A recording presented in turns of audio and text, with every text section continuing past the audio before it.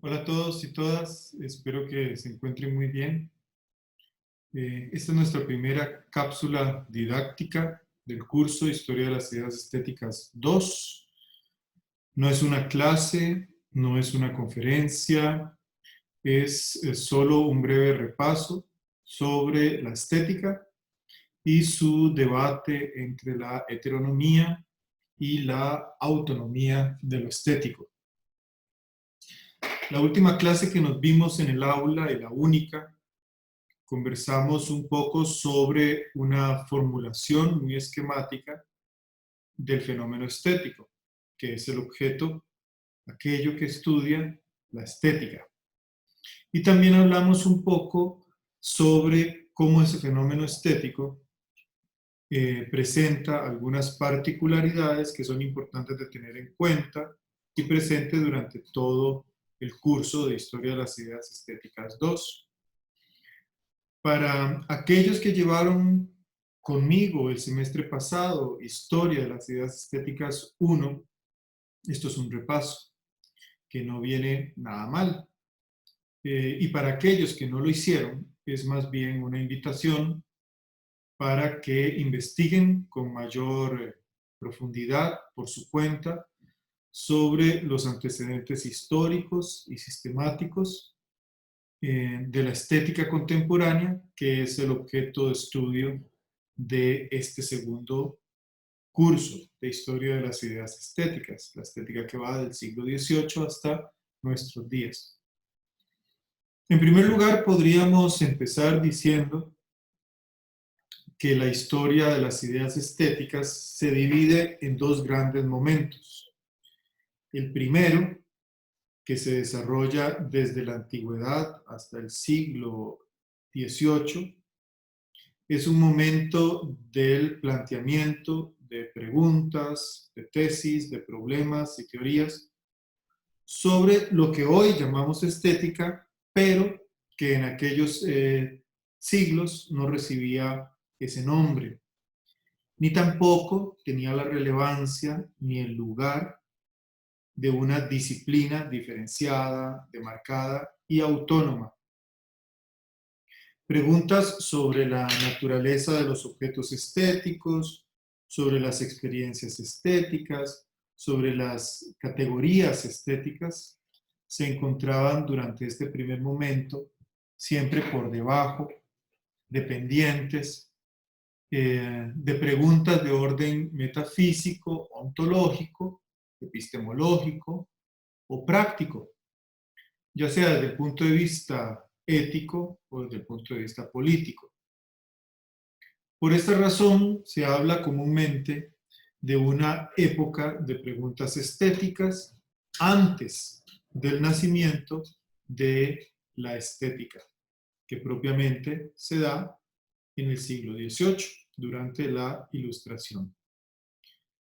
Esta primera época se suele también caracterizar como la época de la heteronomía estética, porque ni la experiencia estética se consideraba una experiencia con un valor propio y con una naturaleza singular que la distinguiera de las experiencias teóricas, las experiencias prácticas, o por ejemplo de la experiencia religiosa, y mucho menos que la colocara a la misma altura que estas otras formas de la experiencia, pero tampoco los objetos estéticos, ni las categorías estéticas se consideraban de relevancia suficiente como para formar un campo autónomo de investigación, de teoría o de ciencia.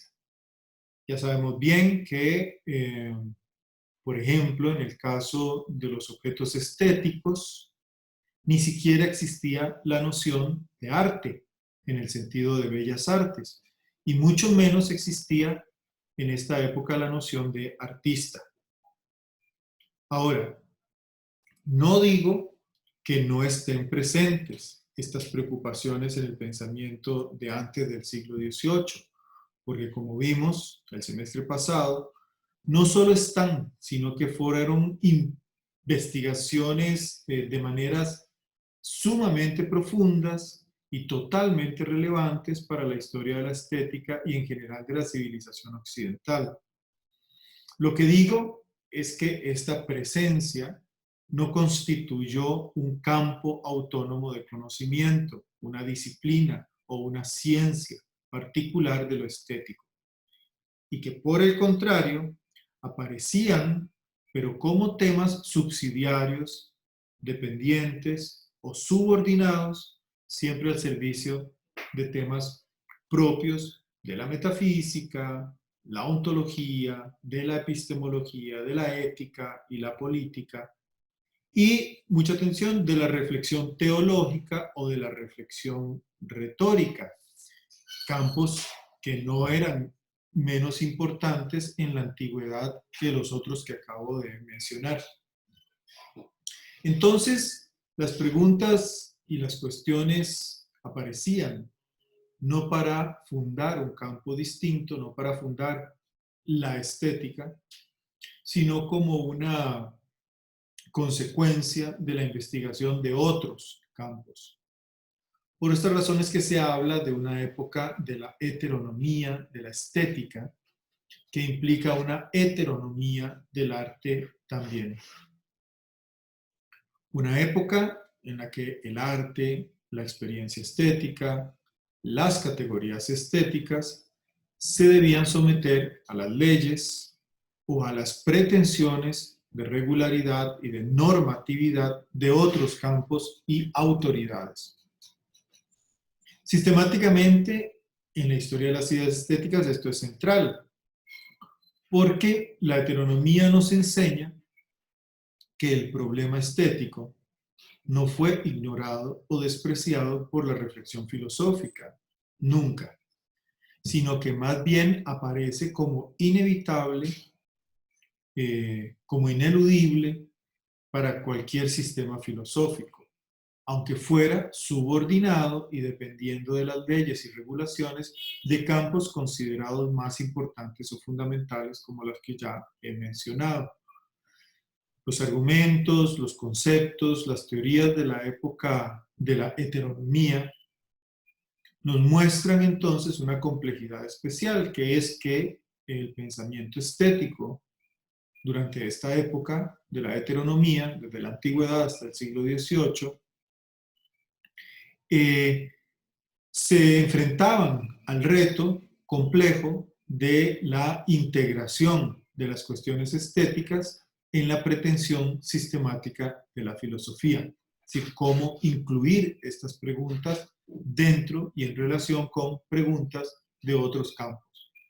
Lo importante en esta época de la heteronomía, entonces, reside en la articulación de lo estético con lo no estético, como lo vimos en el primer semestre, de la relación o articulación de lo estético con lo teológico, de la articulación de lo estético con lo retórico, con lo metafísico, con lo epistemológico, con lo ético y con lo político. Dentro de un marco general que es el debate por generar el mejor y el más complejo y completo esquema de conocimiento de la naturaleza. El segundo gran momento, después del siglo XVIII, lo que se supone que vamos a estudiar en este semestre, inicia en el siglo XVIII, como decía, tiene como gran aporte la postulación de la estética como una ciencia particular, ahora sí, como una ciencia de lo sensible, y esta época, como les digo, dura hasta nuestros días. La cuestión central de este segundo momento girará entonces en la posibilidad y en los criterios a través de los cuales se podría postular, se podría sostener o demostrar, y además se podría hacer útil científicamente una ciencia o una disciplina autónoma de lo estético, con las consecuencias de entrar en la discusión acerca de la autonomía de los objetos estéticos, de las experiencias estéticas y de las categorías estéticas dentro del campo de la investigación de lo real. Dicho esto, coloquialmente, dicho de otro modo, las preguntas serían preguntas como las siguientes. ¿Es una cosa aparte el arte de la artesanía o de los demás productos de la actividad manual productiva humana? ¿Es el artista un sujeto especial y diferente del resto de sujetos? ¿Es la estética una disciplina aparte, diferente de la ética, diferente de la ciencia natural, por ejemplo? Se definen las categorías estéticas con independencia de los sistemas de saber de las otras ciencias, o dicho de otro modo, es independiente lo bello de lo bueno y lo bello de lo verdadero. ¿Existe algo así como una experiencia estética con reglas y con leyes totalmente diferentes de la experiencia religiosa o de la experiencia teorética o de la experiencia práctica? Con el problema entonces de la autonomía, que está sintetizado en estas preguntas, se inaugura la estética contemporánea, planteándose entonces el paso de la heteronomía de lo estético hacia la postulación de la autonomía de lo estético. Como cualquier otro saber que aspira al estatus de ciencia, la estética debía fijar con total claridad su objeto de estudio como un objeto específico, propio, claramente diferente de los objetos de las otras ciencias o de las otras disciplinas. Y aquí, como vimos en la primera clase, la única que tuvimos presencial, es donde surge el problema mismo de la estética como ciencia. Porque su objeto, lo que debería de ser el objeto estético, no parece poder determinarse de manera última por una definición o por características objetivas. La definición de lo bello es ya la primera discusión estética y no es más bien el primer acuerdo de dónde se parte para la investigación estética.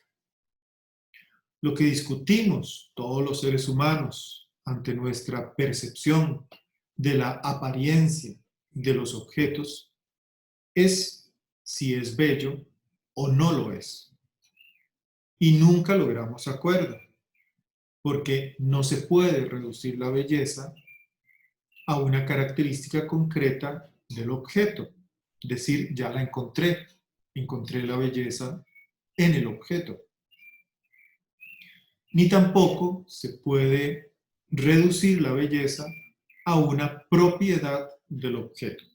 El objeto es ancho, profundo y bello.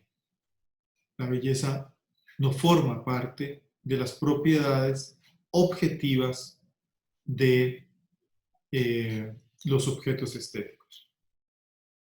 Ante tal dificultad, para proponerse como ciencia, es que la estética, en lugar de dedicarse al estudio de los objetos estéticos, se termina dedicando al estudio de las experiencias estéticas. Al parecer, y esto lo descubrieron los empiristas en Gran Bretaña, el objeto no es estético, sino que es apreciado como estético gracias a un tipo de actitud de los sujetos frente al mundo y un conjunto de categorías que dan especificidad a esa actitud dentro de nuestras expresiones y dentro de nuestros juicios.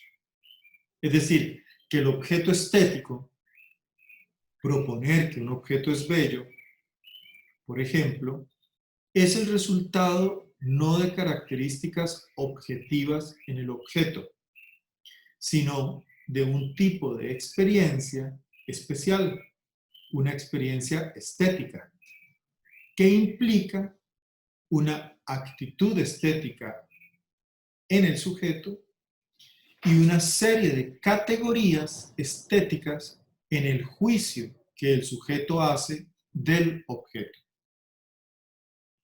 Algunos, dentro de entonces el esfuerzo de trabajar dentro de estos marcos, dentro de estos retos de esta nueva disciplina, la estética, algunos se dedicarán al estudio de esa actitud bajo la pregunta: ¿qué es un sujeto estético?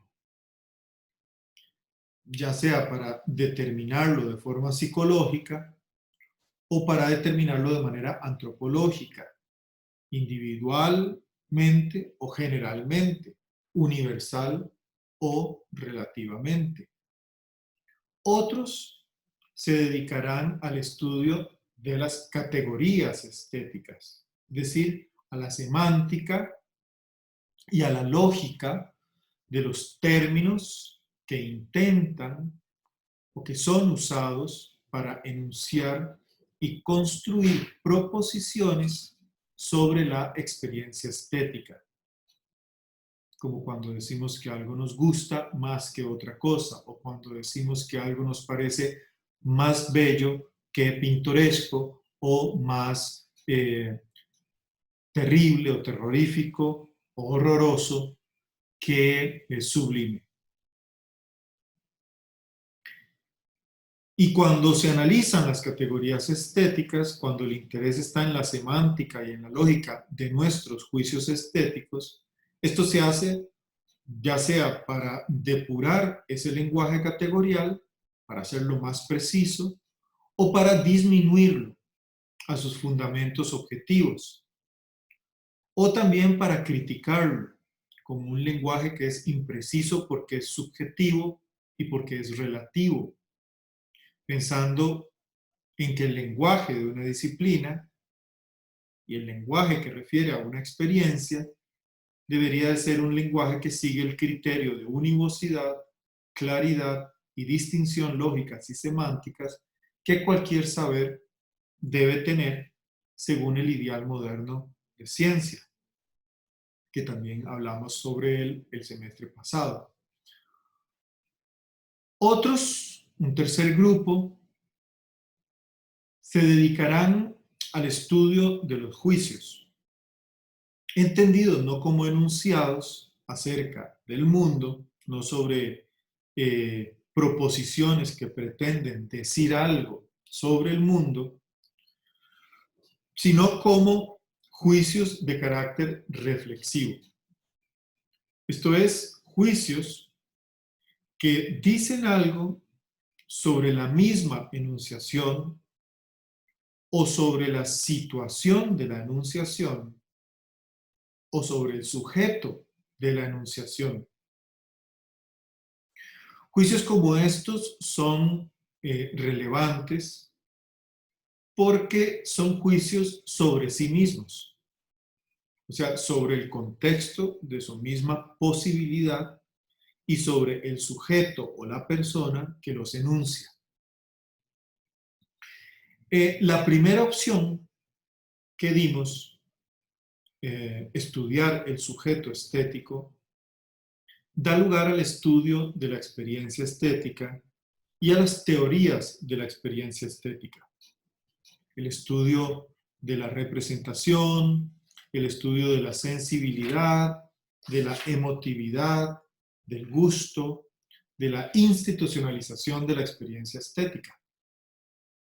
La segunda opción, el estudio de las categorías estéticas, da lugar a la estética analítica, que veremos en el contenido dedicado al giro lingüístico más adelante en el semestre, donde lo estético se reduce al problema de la adecuación, la competencia y el uso del lenguaje estético en nuestra naturaleza lógico-discursiva lingüística.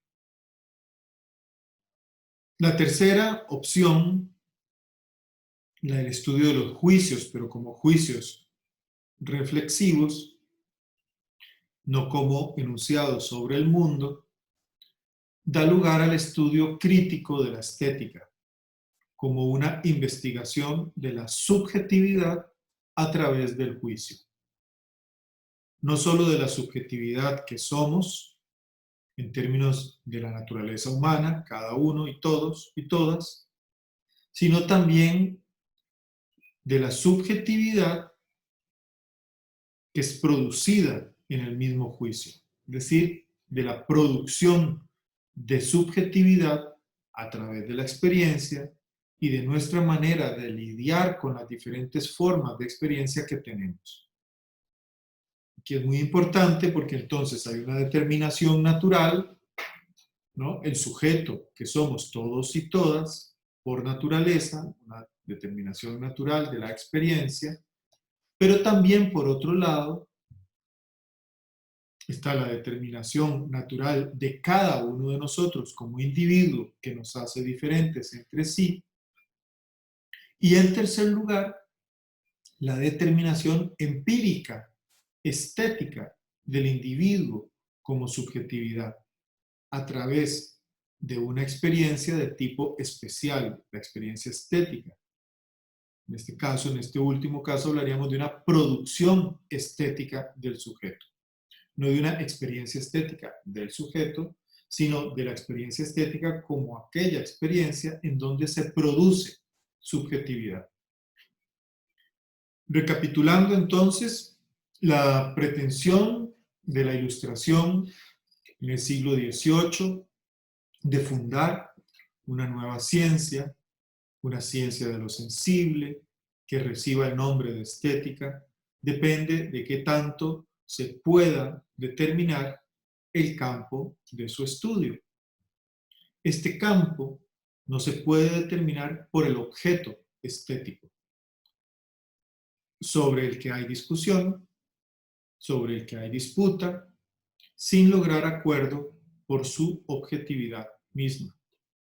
Entonces, la estética busca el elemento fundamental para su determinación en la investigación de las actitudes estéticas, de las categorías estéticas y los juicios estéticos, los tres componentes principales de una experiencia estética. Llamamos estética, entonces, desde el siglo XVIII en adelante, a las investigaciones de este tipo, a los esfuerzos por dar carácter científico, investigativo y discursivo autónomos al trabajo sobre la experiencia estética de los y las sujetos. Y claro, de aquí surgen las diferentes innumerables escuelas con sus diferentes énfasis, sus diferentes marcos conceptuales y sus diferentes impulsos analíticos. Ahora, quiero que noten algo. La estética llega al estudio de los objetos estéticos a través del estudio de las actitudes estéticas, las categorías estéticas y los juicios estéticos. No es que no nos interesan los objetos estéticos, por ejemplo, no es que no nos interesa el arte, nos interesa, pero al revés. No es como que estudiando el arte, suponiendo que es la forma única del objeto estético, vamos a lograr conocer y definir la experiencia estética. Es decir, la coherencia entre actitudes, categorías y juicios estéticos. Sino que es al revés. A través del estudio de la experiencia estética, se puede entonces hablar de objetos estéticos, pero para discutir sobre ellos y sobre su propio carácter estético. Esto diferencia la estética de otras formas de abordar el fenómeno estético, que también se consolidan en el siglo XVIII, al mismo tiempo que la estética, como la historia del arte, como la crítica de arte, como la teoría del arte. Posteriormente, en el siglo XIX, también esto diferencia a la filosofía de la sociología del arte, de la psicología del arte o de la antropología del arte, que parten todas estas del estudio de los objetos estéticos o de la concesión de que hay objetos que son estéticos, ya sea formalmente, ya sea en el tiempo, ya sea como técnicas culturales, ya sea como instituciones sociales, conceden la existencia del objeto estético. En la estética es al revés. Nosotros concedemos la existencia de la experiencia estética y a través de la investigación de la experiencia estética planteamos la posibilidad o la imposibilidad de determinar que ciertos objetos son o si ciertos objetos son o no estéticos.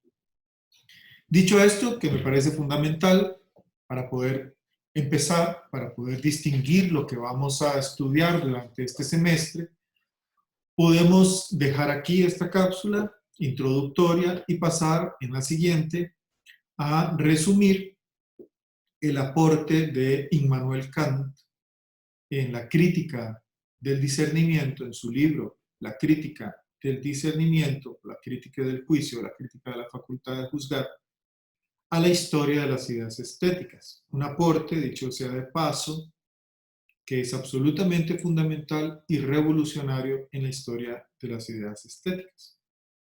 Hasta pronto, lávense las manos, no se toquen la cara y distánciense de los demás.